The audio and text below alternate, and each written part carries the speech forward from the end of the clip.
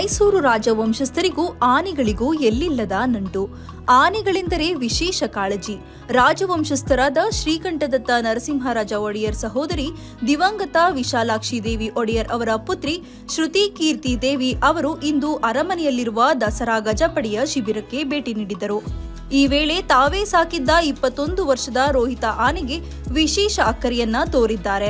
2002ರಲ್ಲಿ ಬಂಡೀಪುರ ರಾಷ್ಟ್ರೀಯ ಉದ್ಯಾನವನದ ಹೆಡಿಯಾಲ ಅರಣ್ಯ ವಲಯದಲ್ಲಿ ತಾಯಿಯಿಂದ ಬೇರ್ಪಟ್ಟಿದ್ದ 6 ತಿಂಗಳ ಈ ಮರಿಯನ್ನ ವಿಶಾಲಾಕ್ಷಿ ದೇವಿ ಒಡೆಯರ್ ಅರಣ್ಯ ಇಲಾಖೆಯಿಂದ ದತ್ತು ಪಡೆದು 10 ವರ್ಷಗಳ ಕಾಲ ಸಾಕಿದ್ದರು.